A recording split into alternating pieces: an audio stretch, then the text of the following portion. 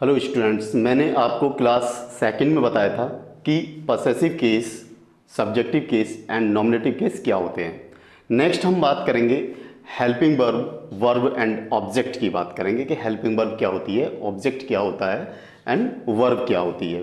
Okay, तो सबसे पहले हम स्टार्ट करते हैं हेल्पिंग वर्ब से कि हेल्पिंग वर्ब क्या होती है। हेल्पिंग वर्ब आप जानते हैं सहायक क्रिया होती है। सहायक क्रिया, सहायक क्रिया यानी सहायता करने वाली क्रिया होती है जो सहायता करती है। ओके, ये क्या सहायता करती है?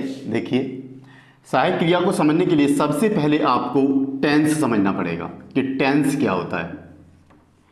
टेंस आप जानते हैं, टेंस माने होता है काल, और टेंस ही हम पढ़ते हैं। टेंस माने होता है काल, और काल माने होता है, काल को हम क्या बोलते हैं? समय, और समय को हम क्या बोलते हैं? इंग्लिश में क्या बोलते हैं? टाइम, यानी टाइम। ओके, अगर हम टेंस की बात करें तो आप जानते हैं कि टेंस तीन प्रकार के होते हैं: present tense, present tense and past tense and third होता है फ्यूचर टेंस। फ्यूचर टेंस यानी वर्तमान काल, प्रेजेंट यानी वर्तमान काल, पास्ट यानी आपका भूतकाल एंड फ्यूचर टेंस आपका भविष्यकाल। देखिए, यानी हेल्पिंग वर्ब सहायक क्रिया होती है। टेंस का मतलब काल होता है, यानी समय, समय यानी टाइम। अब टेंस के जो प्रकार होते हैं तीन प्रकार के होते हैं, यानी present tense, past tense and future tense. Present का मतलब होता है वर्तमान, यानी जो चल रहा है, जिसमें हम जी रहे हैं, जिसमें हम आज मैं आपको पढ़ा रहा हूं, तो ये क्या है? वर्तमान है। ओके, और जो मैंने पीछे किया था वो मेरा क्या था? पास्ट था, और जो मैं आगे करूंगा वो मेरा क्या है? फ्यूचर है। ये तीन आपको ध्यान रखने हैं कि प्रेजेंट क्या है, जो चल रहा है, जिसमें हम जी रहे हैं, एंड पास्ट क्या है, जो निकल गया, जो मैंने जी लिया, एंड फ्यूचर जो मैं भविष्य में करूंगा, यानी आज मैं पढ़ा रहा हूं, यानी ये काम चल रहा है, और अच्छा आपको पढ़ाऊंगा तो फ्यूचर बनेगा। जैसे आज आप पढ़ रहे हैं, अच्छा पढ़ेंगे तो आप क्या बनाएंगे? अपना फ्यूचर बनाएंगे, यानी अपना भविष्य बनाएंगे। ओके, यानी जो बीत गया उसे भूल जाइए, प्रेजेंट पर सोचिए और फ्यूचर के बारे में। ओके, तो हमें जो ध्यान रखना है वो क्या ध्यान रखना है? हमें सिर्फ ये तीन बातों का ध्यान रखना है: present, past and future. Okay, अब हम बात करते हैं हेल्पिंग वर्ब पर आते हैं कि हेल्पिंग वर्ब क्या होती है। हेल्पिंग वर्ब यानी सहायक क्रिया। हेल्पिंग वर्ब और कुछ नहीं, ये टेंस ही होती है, यानी काल होती है, यानी समय होती है, यानी ये क्या होती है? टाइम होती है, यानी समय होती है। ओके, यानी फिर ये क्या है? जैसे आप जानते हैं इस माने क्या होता है। अगर मैं बात करूं वॉज, तो वॉज माने क्या होता है? था। अब दोनों बातों को समझिए। जैसे मेरे पॉकेट में पैसे हैं, तो आप समझ जाएंगे पॉकेट में पैसे हैं। आपने कहा सर क्या आपके पास पैसे हैं? मैंने कहा मेरे पास पैसे हैं, तो आप समझ जाएंगे हैं। ओके, अगर मैंने ऐसा बोला कि बेटा मेरे पास पैसे नहीं हैं, मेरे पास पैसे थे, यानी मेरे पास पैसे थे, अगर मैंने ये भी बोला कि मेरे पास पैसे थे, तो आप समझ जाएंगे कि अब नहीं है, पहले थे अब नहीं है। यानी ये हमें क्या बता रहा है? यानी हम इसकी बात करें और हम वॉज की बात करें तो हमें ये क्या बता रहे हैं? समय बता रहे हैं। यानी टेंस जो होता है, टेंस क्या होता है? एक समय होता है, ये हमें क्या बताता है? समय बताता है। यानी अगर हम बात करें कि जैसे टेंस हमें समय बताएगा और कभी कभी आदत बताएगा। ओके, यानी बहुत सारी चीजें क्या है इसके साथ चेंज होती जाएंगी, लेकिन मुख्य रूप से ये हमें क्या बताता है? समय बताता है। यानी जो हेल्पिंग वर्ब जो होती है, जिसे हम बोलते हैं सहायता क्रिया, यानी सहायक क्रिया, तो सहायक क्रिया का असली काम जो होता है वो समय को बताने का होता है। यही सहायता ये करती है, और यही क्या होता है? टेंस होता है। तो ये ऐसे शब्द होते हैं, यानी हम क्या बोल सकते हैं इनको? ऐसे शब्द जो हमें क्या बताते हैं? समय बताते हैं। ओके, ऐसे शब्द जो हमें समय बताते हैं।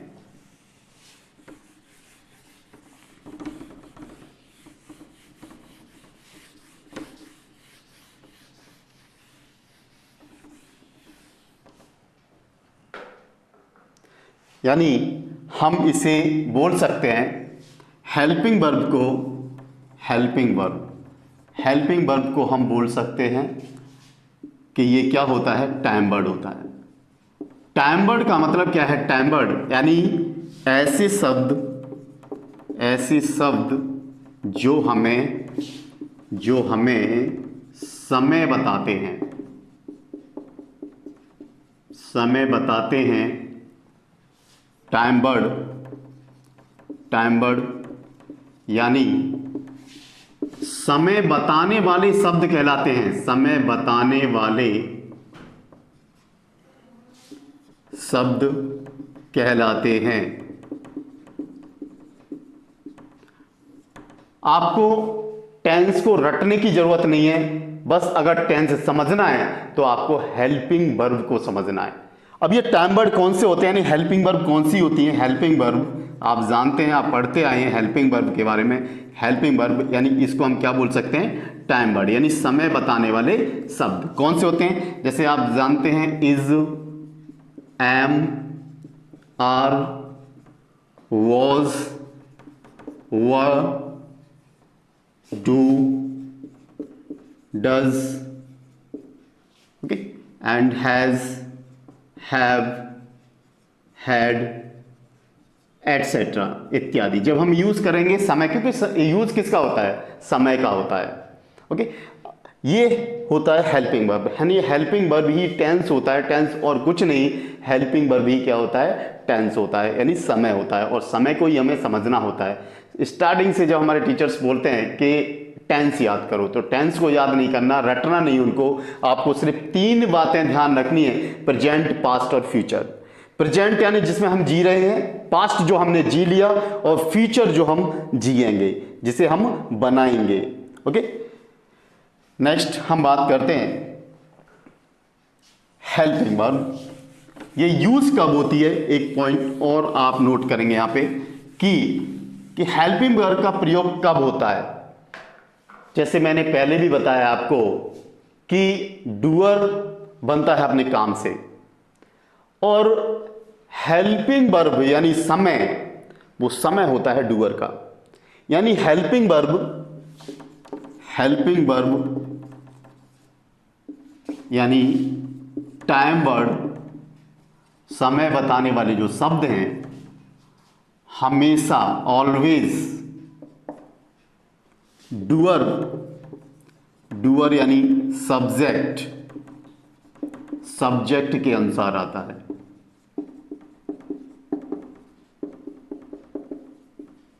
सब्जेक्ट के अनुसार आता है।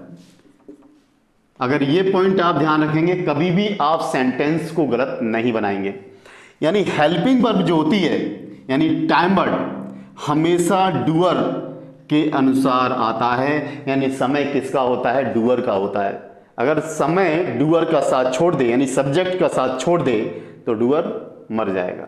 ओके, यानी समय किसका होता है, हेल्पिंग वर्ब किसकी होती है, ये डूअर की होती है। यानी डूअर यानी सब्जेक्ट की होती है। इसी के अनुसार क्या आएगा, हेल्पिंग वर्ब आएगी। जैसे डूअर आप जानते हैं, मैंने सेकंड क्लास और फर्स्ट क्लास में भी ये कराया था। ओके, और अगर आपने सेकंड और फर्स्ट क्लास नहीं आपने वॉच किए तो आप उसका लिंक डिस्क्रिप्शन में आप देख सकते हैं। ओके, नेक्स्ट देखिए, अब डूअर मैंने आपको बताया था कौन होते हैं, I, we, you, they, he, she, it and name. ये सब क्या होते हैं, डूअर। और जो हेल्पिंग वर्ब है इन्हीं की है, यानी इन्हीं के अनुसार टेंस को, यानी टाइम वर्ड को, यानी हेल्पिंग वर्ब को आना है। जब हम यूज करेंगे, एक एक करके सबका यूज करेंगे, आपकी समझ में आएगा, और टेंस को आपको रटने की जरूरत नहीं पड़ेगी। आज से टेंस को रटना खत्म। ओके, नेक्स्ट हम बात करते हैं, जब हमने डूअर की बात कर ली, यानी सब्जेक्ट की बात कर ली, हमने हेल्पिंग वर्ब की बात कर ली, तो जिससे डूअर बना था उसकी भी बात करनी पड़ेगी।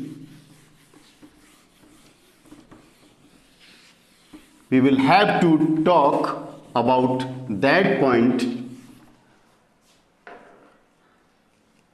नेक्स्ट हम बात करते हैं वर्ब के बारे में।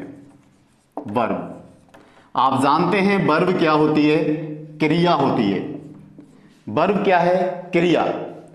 इसी क्रिया से डूअर बना था। मैं एक बार आपको बता देता हूं, मैं पहले भी बता चुका हूं। जैसे डू माने होता है करना, तो डू माने है करना, तो इससे क्या बना था? सब्जेक्ट बना था, क्योंकि मैंने इसके पीछे ईआर लगाया था, तो ये बन गया था करने वाला।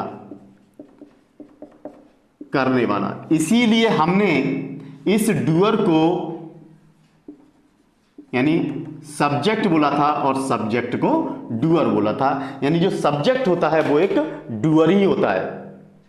नेक्स्ट हम बात करते हैं,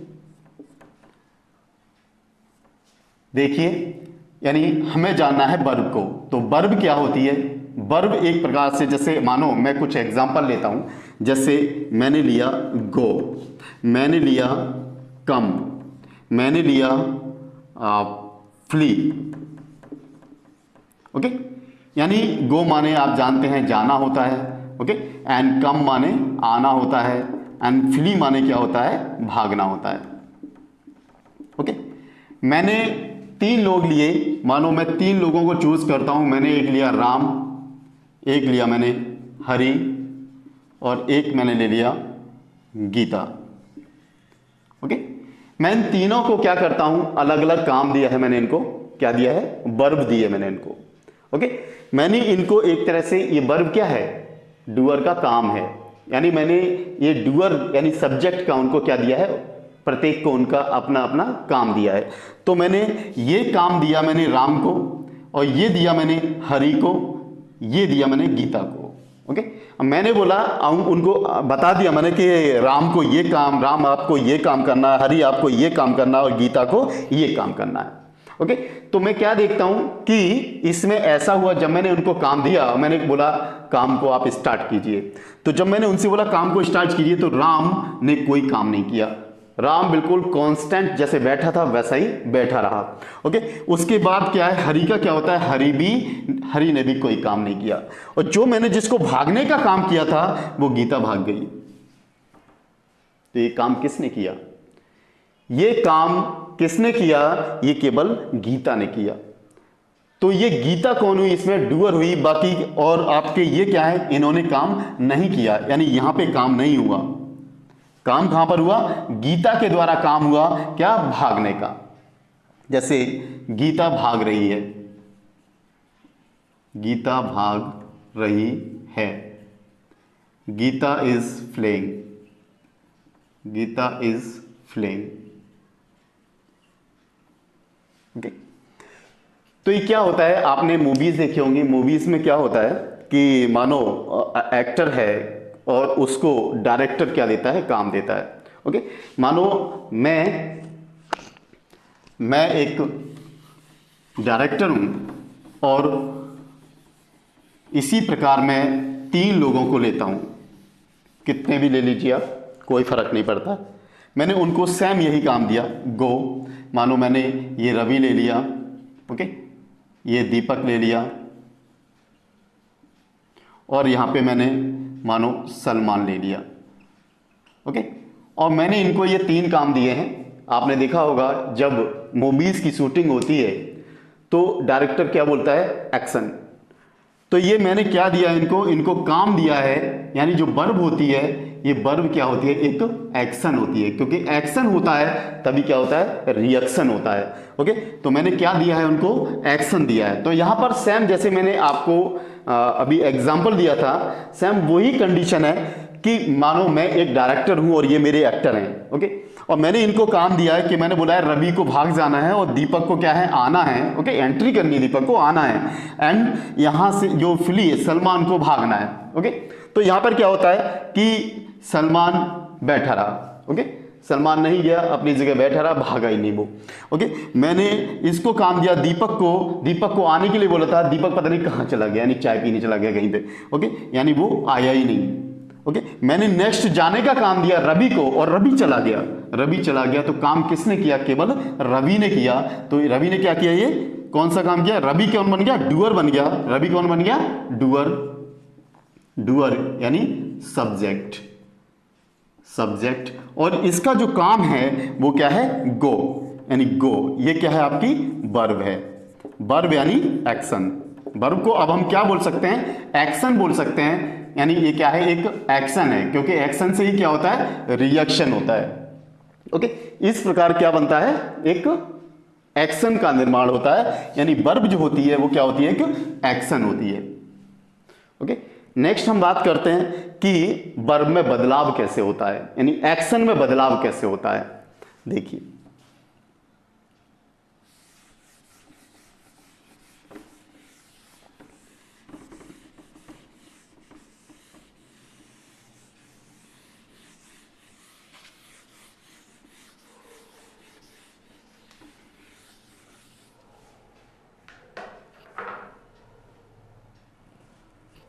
देखिए, एक्शन, अभी आप समझ गए, एक्शन और वर्ब एक ही बात होती है। ओके, अगर हम इसको एक्शन और वर्ब एक ही बात होती है, अगर हम इसको समझें तो आप जानते हैं कि अगर हम बात करते हैं कि एक्शन की या वर्ब की फॉर्म्स कितनी होती है? 3 फॉर्म्स होती है। ओके, बाकी लोग बताते हैं 4 forms and 5th forms. Okay, वो भी बताएंगे, ठीक है ना, किस प्रकार बनती है। पहले आप तीन फॉर्म्स का आप पढ़िए, उसके अनुसार आप करेंगे। ओके, जैसे जैसे आप आगे जाएंगे कराते जाएंगे। एक्शन वर्ब, यानी एक्शन बोल लीजिए या आप क्या बोल लीजिए? वर्ब बोल लीजिए। इस अगर मैं एक्शन लिखता हूं तो एक्शन की कितनी फॉर्म्स होती हैं? 3 फॉर्म होती हैं। Action first form and action second form and action third form. Okay, यानी 3 फॉर्म होती है। जैसे मानो मैंने लिया गो, तो गो माने क्या है? जाना, तो ये गो क्या है? एक्शन की फर्स्ट फॉर्म है। ओके, इसकी सेकंड फॉर्म क्या होगी? वेंट। एंड थर्ड फॉर्म क्या हो जाएगी? गॉन हो जाएगी। हर फॉर्म अपने आप में एक बदलाव रखती है, और ये बदलाव कैसे होता है? एक्शन की फॉर्म्स बदल रही है तो ये बदलाव कैसे होता है? ओके, एक्शन जो है वो टाइम वर्ड के अनुसार बदलता है, हमेशा ध्यान रखिए। देखिए, एक इंसान का काम हमेशा समय के अनुसार बदल जाता है। जैसे समय बदलेगा इंसान का काम बदलेगा। ओके, आज आप पढ़ रहे हैं तो आप क्या हैं? स्टूडेंट हैं। आप जब पढ़ जाएंगे तो आप जॉब करेंगे, काम बदलेगा आपका। आप ज्यादा मेहनत करेंगे तो बहुत ऊपर जाएंगे तो आपका क्या होगा? वहां भी आपका काम चेंज होगा, यानी काम चेंज होता चला जाता है। तो एक्शन जो बदलता है, यानी वर्ब जो बदलती है, वो किसके अनुसार बदलती है? वो समय के अनुसार बदलती है। ओके, यानी समय के अनुसार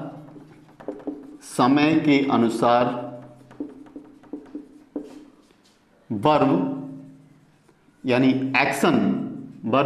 एक्शन में बदलाव होता है।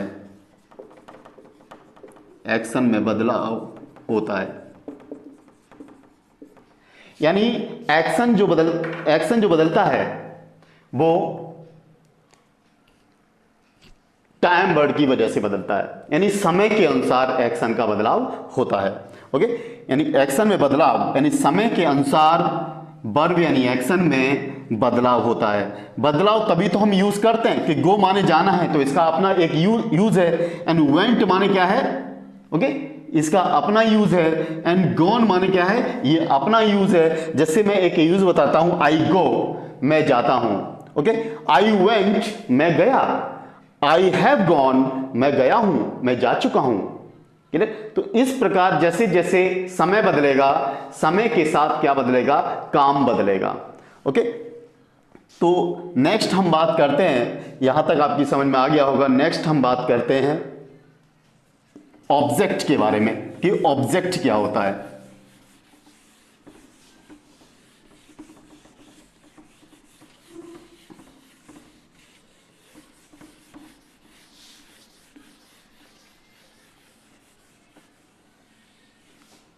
देखिए, ऑब्जेक्ट यानी मैंने एक ऑब्जेक्ट आपको कराया था जब मैंने आपको subjective case, possessive case and nominative case कराए थे। वो ऑब्जेक्ट डूअर का था। ओके, एक ऑब्जेक्ट जो होता है उसे क्या बोलते हैं, ऑब्जेक्ट, यानी ऑब्जेक्ट, या आप बोल सकते हैं अदर वर्ड, अदर वर्ड भी आप बोल सकते हैं। तो ये अदर वर्ड क्या होता है, अदर वर्ड जो होता है कोई स्थान हो सकता है, कोई प्लेस हो सकता है, ओके, प्लेस हो सकता है, और एनीथिंग, कुछ चीज हो सकती है, कोई चीज हो सकती है। ओके, नेक्स्ट, जैसे मैं आपसे बात करता हूं, जैसे दिल्ली, दिल्ली, ओके, यानी दिल्ली। अब एक बात देखिए, क्या ये ऑब्जेक्ट क्यों है? मानो मैं कल दिल्ली गया, ओके, तो मैंने दिल्ली को देखा था। मानो आज मैं दिल्ली गया, फिर भी मैंने दिल्ली को देखा। क्या दिल्ली बदल गई? क्या दिल्ली अपने स्थान से कहीं और चली गई? नहीं, यानी दिल्ली में कोई बदलाव नहीं आया, दिल्ली तो दिल्ली है। ओके, यानी दिल्ली में कोई भी बदलाव नहीं हुआ। यानी ऑब्जेक्ट वो होता है जिसमें कोई बदलाव नहीं होता है। एक्शन यानी वर्ब वो होता है जिसमें समय के अनुसार क्या हो जाता है, बदलाव हो जाता है। ओके, तो जैसे मैं बात करूं आगरा, तो क्या आगरा को आप बदल सकते हैं? नहीं बदल सकते, आगरा को हम नहीं बदल सकते। यानी आगरा, आगरा जो कल था, ओके, वो आज है और आगे भी वहीं रहेगा जहां पर आगरा है। नाम बदल सकता है, ओके, लेकिन जगह तो वही रहेगी। ओके, नेक्स्ट देखिए, यानी उसमें कोई भी बदलाव नहीं होगा। नेक्स्ट हम बात करें, जैसे मेरा भाई, मेरा भाई, या मैं केवल मेरा भाई नहीं, मैं केवल भाई लेता हूं, मानो भाई। तो कभी कभी मैंने आपको बताया था कि डूअर जो होता है, डूअर भी ऑब्जेक्ट बन जाता है, और ऑब्जेक्ट क्या बन जाता है, डूअर बन जाता है। आप ये एक्टिव और पैसिव में भी करेंगे। ओके, जब नेक्स्ट आगे हम करेंगे तो आपको बताएंगे। आप जानते हैं एक्टिव और पैसिव में क्या होता है। ओके, तो आगे हम डिफाइन करेंगे। भाई, भाई यानी ब्रदर, तो ये भी कभी क्या बन जाएगा, ऑब्जेक्ट बन जाएगा। कोई भी हो सकता है। ओके, यानी वो क्या बन सकता है, ऑब्जेक्ट बन सकता है। क्लियर? लेकिन एक्शन ऑब्जेक्ट नहीं होगा, यानी एक्शन ऑब्जेक्ट नहीं हो सकता है। ओके, क्योंकि एक्शन में समय के अनुसार क्या होता है, बदलाव होता है। ओके, नेक्स्ट हम बात करते हैं,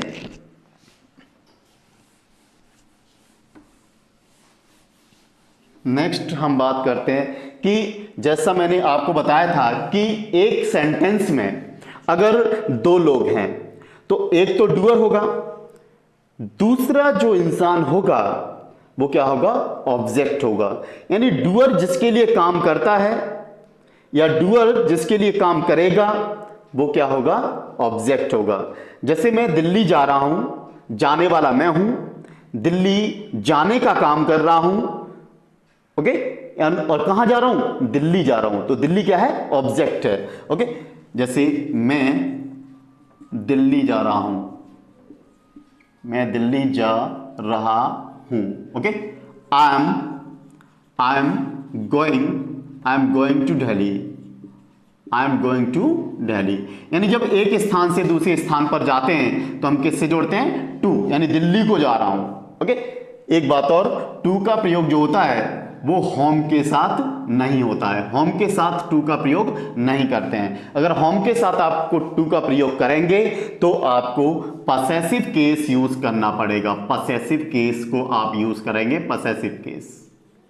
ओके, तब आप कर सकते हैं, जैसे your home, your home, my home, तब आप यूज कर सकते हैं। अदरवाइज आप सिंगल होम अगर वर्ड यूज कर रहे हैं तो आप टू का प्रयोग नहीं करेंगे। ओके, जैसे और मैं बात करता हूं, अब देखिए इसमें आई क्या है, डूअर, यानी जाने वाला कौन है, मैं, यानी यही क्या है, सब्जेक्ट है, यही सब्जेक्ट है। नेक्स्ट बात कर रहे हैं, क्या काम हो रहा है, जाने का, जा रहा हूं। ओके, जाने का काम हो रहा है, यानी गोइंग, जा रहा, कहां जा रहे हैं, दिल्ली, यानी ये क्या है, ऑब्जेक्ट है। ये यहां पर आपका क्या है, यानी वर्ब, यानी एक्शन है। ओके, एक पॉइंट और नोट कीजिए जो मोस्ट इंपोर्टेंट है कि एक्शन के लिए, एक्शन यानी वर्ब के लिए, एक्शन यानी वर्ब के लिए लिखिए आप। देखिए यानी एक्शन में एक्शन में बदलाव, एक्शन में बदलाव टाइम वर्ड, टाइम वर्ड यानी हेल्पिंग वर्ब के अनुसार होता है, अनुसार होता है। और एक्शन वाक्य में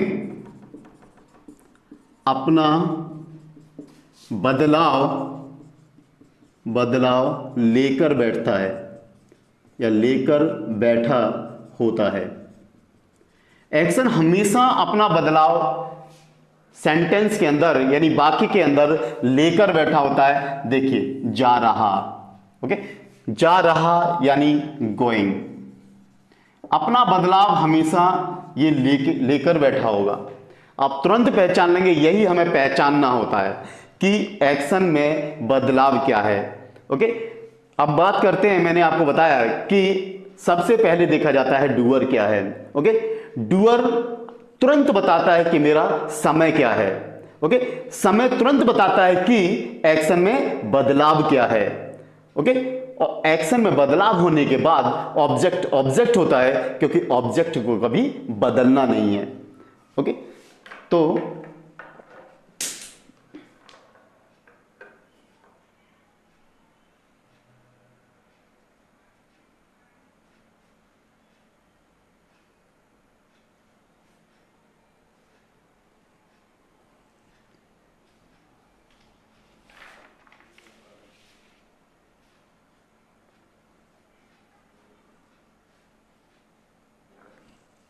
देखिए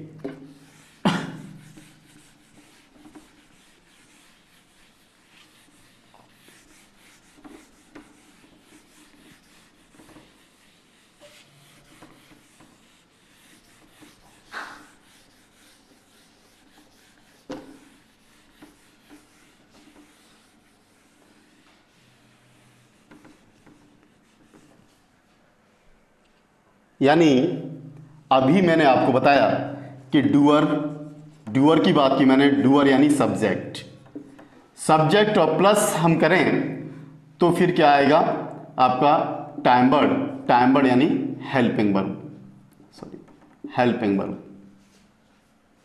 एंड इसके बाद आपका क्या आएगा एक्शन यानी आपका ये हो गया वर्ब प्लस क्या हो गया ऑब्जेक्ट एंड फुल स्टॉप। हम बात करें तो ये अफर्मेटिव सेंटेंस है और इसमें क्या होगा वो देखिए, यहां पर क्या है डूअर। ओके, डूअर के अनुसार क्या आना है टाइम वर्ड यानी हेल्पिंग वर्ब, यानी डूअर के अनुसार कौन आएगा, डूअर के अनुसार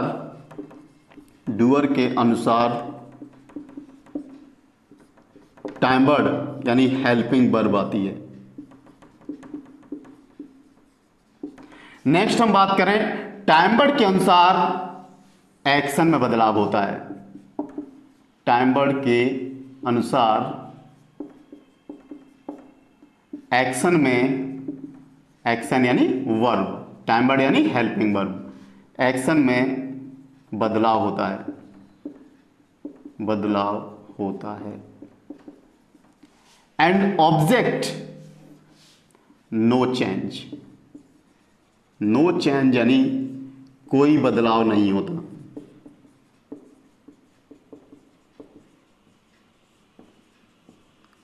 कोई बदलाव इसमें कोई बदलाव नहीं होता है। देखिए डूअर यानी सब्जेक्ट आप जानते हैं, I we you they he she it name, ये सब सब्जेक्ट यानी डूअर होते हैं। टाइम वर्ड यानी हेल्पिंग वर्ब यानी समय, यही हमारा टेंस है। और इस टेंस का बदलाव किसके अनुसार, टेंस किसके अकॉर्डिंग आएगा, डूअर के अकॉर्डिंग आएगा। और टाइम वर्ड यानी टेंस के अकॉर्डिंग बदलाव किस में होगा, एक्शन में होगा यानी वर्ब में होगा। और ऑब्जेक्ट एक ऐसा जो बदलता ही नहीं है, कितना भी परेशान हो जाए लेकिन ये नहीं बदलेगा। ओके,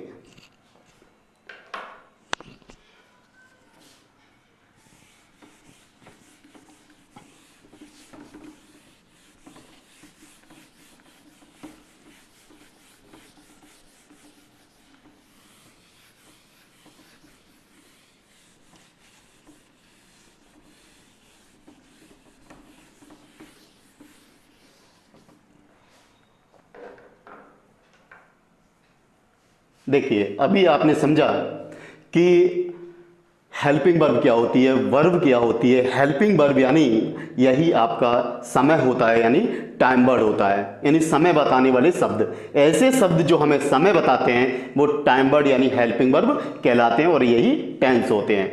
नेक्स्ट हमने बताया था आपको वर्ब के बारे में। वर्ब यानी क्रिया।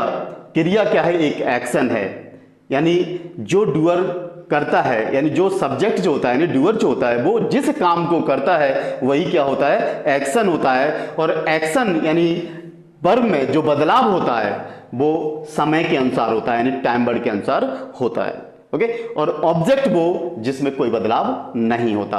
ओके, नेक्स्ट अगर इन सब चीजों को हम कर लेते हैं उसके बाद हमें क्या करना पड़ता है? उसके बाद हमें सेंटेंस बनाने पड़ते हैं। ओके, तो सेंटेंस बनाने के लिए सबसे पहले आपको यह जानना होगा कि सेंटेंस होते क्या हैं, कौन सी सेंटेंस है जिन्हें हम बनाते हैं बातचीत के अंदर।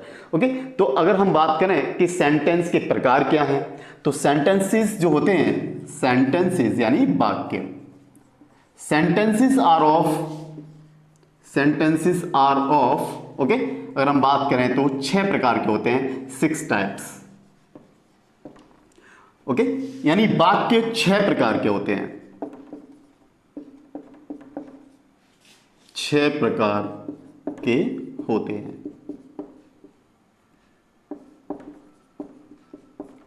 देखिए 6 प्रकार के कैसे वाक्य होते हैं, समझिए। नंबर फर्स्ट लेते हैं हम इसमें इंटरोगेटिव सेंटेंसेस। इंटरोगेटिव सेंटेंसेस कौन से होते हैं? इंटरोगेटिव सेंटेंसेस यानी इसको बोलते हैं प्रश्नवाचक वाक्य।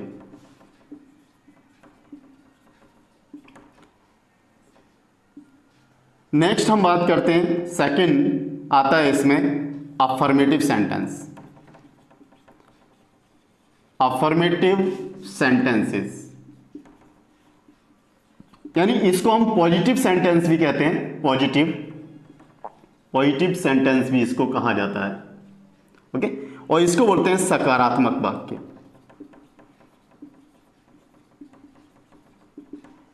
नेक्स्ट हम बात करते हैं third,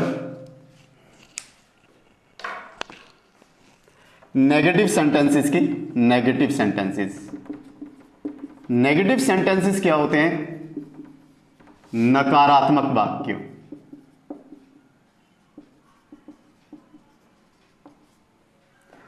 and four, interrogative negative sentence. Interrogative negative sentences, ये देखिए इनको एक एक करके समझते हैं कि इंटरोगेटिव नेगेटिव सेंटेंसेस क्या होते हैं। ओके, देखिए अगर हम बात करते हैं इंटरोगेटिव सेंटेंस की, तो ये इंटरोगेटिव सेंटेंस क्या है? जैसे देखिए बातचीत में आप जानते हैं कि क्या होता है, कौन कौन आप पढ़ चुके हैं, फर्स्ट पर्सन, सेकंड पर्सन और थर्ड पर्सन। जैसे सपोज करिए, मानिए, सोचिए, जैसे मैं आपके घर आया। ओके, जब मैं आपके घर आऊंगा तो ये तो ऑब्वियसली ऐसा होगा कि आप कुछ पूछेंगे। आप क्या पूछेंगे? सर क्या आप पानी लेंगे, क्या आप चाय लेंगे? ओके, कभी भी आपके घर कोई आता है या किसी के घर कोई आता है तो क्या है? पूछा जाता है, क्या आप पानी लेना चाहेंगे? ओके, तो सबसे पहले क्या करते हैं? क्वेश्चन करते हैं, पूछते हैं। जैसे मैं आपके घर आया, आपने पूछा सर क्या आप पानी लेंगे? आपने पूछा क्या आप पानी लेंगे, तो यही क्या है? इंटरोगेटिव सेंटेंस है। ओके, उसके बाद क्या होता है? उसके बाद जो जवाब देगा, तो जवाब किसको देना है? आपने मेरे से पूछा क्या सर आप पानी लेंगे, तो जवाब मुझे देना है। तो मैं दो ही जवाब दूंगा, या तो आपसे कहूंगा हाँ बेटा मैं पानी लूंगा, हाँ, या मैं कहूंगा मैं पानी नहीं लूंगा। ओके, अगर मैं आपसे कहता हूं हाँ बेटा मैं पानी लूंगा, ओके, मैं कहता हूं मुझे पानी लेना है, ओके, मुझे पानी पीना है, तो मैं क्या बोल रहा हूं आपसे? अफर्मेटिव सेंटेंस यानी सकारात्मक वाक्य। एक अगर ऐसा होता है, आपने कहा सर क्या आप पानी लेंगे, मैंने कहा बेटा मैं पानी नहीं लूंगा, तो मैं किस पे आ जाता हूं? नकारात्मक, यानी आपका नेगेटिव सेंटेंस हो गया। ओके, इंटरोगेटिव नेगेटिव क्या होता है? मानो कभी आपको ऐसा कहना पड़े जैसे आपको क्वेश्चन भी लगाना है और आपको नोट भी लगाना है। जैसे सर क्या आप पानी नहीं लेंगे। अब ये कंडीशन कब आएगी, जैसे मानो एक बार मैंने आपसे मना कर दिया है, आपने पूछा सर क्या आप पानी लेंगे, मैंने कहा नहीं लूंगा, और आपके घर में बैठा हुआ हूं, काफी समय हो गया है और आपको लगा कि सर हो सकता है सर पानी पिए या पानी ना पिए, तो आप दोबारा जब जाते हैं तो आप कुछ इस प्रकार पूछेंगे, सर क्या आप पानी नहीं लेंगे, क्या आप पानी नहीं पिएंगे। ओके, अगर आपने ऐसा पूछा है तो आपने क्या यूज किया, आपने यहां पर इंटरोगेटिव, यानी आपने क्या है इंटरोगेटिव का भी प्रयोग कर लिया और आपने किसका प्रयोग कर लिया, नेगेटिव का भी प्रयोग कर लिया, यानी आपने इंटरोगेटिव नेगेटिव सेंटेंस यानी प्रश्नवाचक नकारात्मक वाक्यों का प्रयोग किया है, नकारात्मक वाक्य का आपने प्रयोग किया है। ओके, यानी जैसे मानो मैं किसी शॉप पे गया, किसी दुकान पर गया, ओके, मैंने कहा सर क्या आपके पास मैथ की किताब है, पूछूंगा, क्वेश्चन करूंगा। ओके, क्या आपके पास मैथ की किताब है, दुकान वाले का जो जवाब होगा या तो होगा उसका हाँ मेरे पास है, अगर उसके पास है मैं ले लूंगा और मैं घर आ जाऊंगा। ओके, या वो कहेगा मेरे पास नहीं है, तो हो सकता है कि मैं वहां से घर आ जाऊं, नहीं लूं, घर से आ जाऊं मैं, या ऐसा भी हो सकता है कि मेरे दिमाग में एक पॉइंट आए कि अगर इनके पास जो किताब मांगी है वो किताब नहीं है, चलो मैं इनसे इंग्लिश की किताब मांग लेता हूं। तो अब आप सोचेंगे कि इनके पास मैथ की किताब तो है नहीं, तो हो सकता है इनके पास इंग्लिश की किताब भी ना हो, तो आप इस प्रकार पूछेंगे सर क्या आपके पास इंग्लिश की किताब नहीं है। ओके, यानी आप जो दूसरी आप पूछ रहे हैं, दूसरी बात जो आप सेकंड टाइम जो आप पूछ रहे हैं वो इस प्रकार पूछेंगे सर क्या आपके पास ये किताब नहीं है, तो उसके बाद क्या होगा, उसके भी दो जवाब होंगे। उसके क्या जवाब होंगे, उसके ये जवाब होंगे हाँ है या नहीं है। ओके, है तो आप ले लेंगे और नहीं है तो आप ओके अपने घर वापस आ जाएंगे, यानी यहीं पर ये बातचीत क्या हो जाती है, खत्म हो जाती है। ओके, अब जो आती है, अब ये तो 4 पॉइंट हो गए, यानी मैंने यहां क्या लिखा है कि सेंटेंसेस आर ऑफ 6 टाइप्स, यानी 6 तरह के सेंटेंसेस होते हैं। ओके, नंबर 5 आता है WH interrogative sentence, interrogative sentences.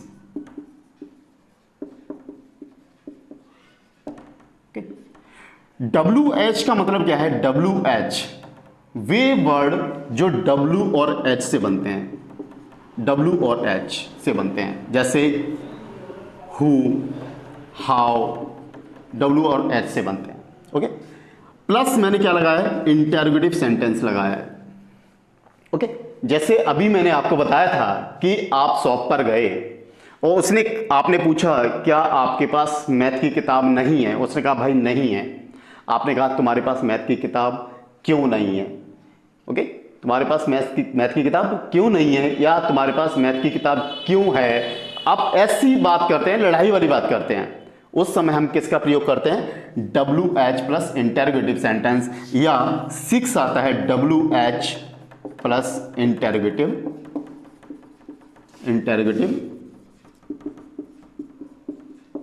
Negative sentence, negative sentence. Okay, यहां पे वही इंटेरोगेटिव जुड़ा हुआ है, प्रश्नवाचक वाक्य, यहां पर इंटेरोगेटिव नेगेटिव जुड़ा हुआ है, यानी प्रश्नवाचक नकारात्मक वाक्य, और यहां पर क्या है WH यानी WH family word, WH family word, जैसे कुछ भी हो सकता है, how, okay, who, where, okay, and कुछ भी हो सकता है, which and etcetera, okay, etcetera, कुछ भी हो सकता है। ओके, ये अब जब WH की क्लास करेंगे तब कराएंगे आपको। ओके, तो आप समझ गए होंगे कि जब हम 4 पॉइंट से यानी 4 पॉइंट से हम आगे चले थे तो हमने क्या यूज किया, 5th पॉइंट, यहां पे क्या है, WH कब आता है, जैसे मैंने कहा कि तुम्हारे पास पैसे क्यों हैं। ओके, तुम्हारे पास पैसे कहां से आए। ओके, वह दिल्ली ओके क्यों गया, या हमें कहूं वहां पर मैं क्या यूज कर रहा हूं, WH इंटेरोगेटिव यूज कर रहा हूं। और जब मैं कहता हूं तुम दिल्ली क्यों नहीं गए, तुमने खाना क्यों नहीं खाया, उसने खाना क्यों नहीं बनाया, यानी मैं किस में बात कर रहा हूं, मैं WH इंटरगेटिव नेगेटिव सेंटेंस में बात कर रहा हूं, क्योंकि अभी मैं आपको वाक्य नहीं, वाक्य यानी टेंस नहीं पढ़ा रहे हैं आपको सिर्फ ये बताना है कि आगे चलना कैसे, हमें क्या क्या चीज हमें करनी है, क्या क्या हमें समझना है। ओके, तो अगर जितनी क्लासेस यानी आपकी ये फर्स्ट सेकंड और ये थर्ड क्लास चल रही है, यानी तीसरी क्लास तक आप पढ़ते हैं, तो आगे आपको इंग्लिश में प्रॉब्लम नहीं होगी। ओके, बाकी की जो 2 क्लासें हैं, ओके, उनका आप लिंक डिस्क्रिप्शन में देख सकते हैं। ओके, नेक्स्ट हम स्टार्ट करेंगे, अब हम टेंस से स्टार्ट करेंगे, यानी प्रॉपर जो टेंस होगा, यानी यूज हो जो होगा, उसे हम स्टार्ट करेंगे। ओके, तो माय डियर स्टूडेंट्स, आपको अगर ये क्लास पसंद आई हो तो प्लीज इस चैनल को लाइक, शेयर और सब्सक्राइब करें और बेल आइकन को जरूर प्रेस कर दें, जिससे फर्स्ट नोटिफिकेशन आपको ही प्राप्त हो। Okay, bye.